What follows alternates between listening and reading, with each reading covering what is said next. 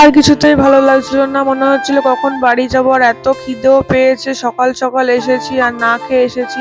আর যাই হোক, অতি অপেক্ষার পরে ডাক্তারবাবু এসে পৌঁছলেন এবং ঠাকুমার যেহেতু 2 নম্বরে নাম ছিল, তো একজন পেশেন্ট দেখার পরে 2 নম্বরে আমরা ঢুকে গিয়েছিলাম এবং ঠাকুমাকে ডাক্তার দেখানো কমপ্লিট হয়ে গিয়েছে। এবারে আমরা বাইরে বেরিয়ে পড়েছি বাড়ি যাওয়ার উদ্দেশ্যে।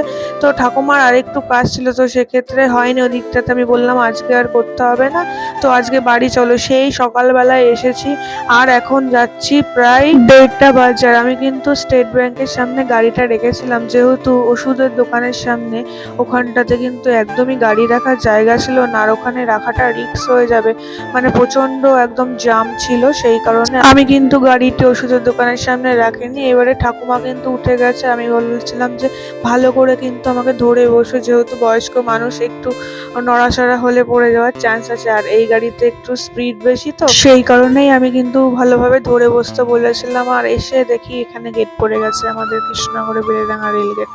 যখনই যাই তখনই কোনো না কোনোবার, মানে কোনো না কোনোবার বলতে কি, মানে যখনই আসি যাই একবার না একবার হলেও গেটের সম্মুখীন হতেই হবে। আর এদিকে দেখতে দেখতে দেখো ট্রেনও চলে এসেছে। ট্রেনের গতিবেগটা এতটাই বেশি ছিল, সেই কারণে এত ধুলো উঠছিল, না পেরে আমি নাকটা চেপে ধরেছিলাম। মানে প্রচন্ড পরিমাণে ধুলো আসছিল প্রথম দিকটায়। আর এদিকে কিন্তু স্টেশনে ট্রেন দাঁড়িয়ে গেছে, আর এতটা দেখো বাইরে চলে এসেছে, এত বড় স্টেশন করেছে, তা সত্ত্বেও ট্রেন কিন্তু স্টেশনের প্ল্যাটফর্মের বাইরে ছাড়িয়ে চলে এসেছে। আর এদিকে দেখো মেঘ করেছে, মনে হচ্ছে এখনই বৃষ্টি চলে আসবে। তো চলো, আজকের মতন টাটা।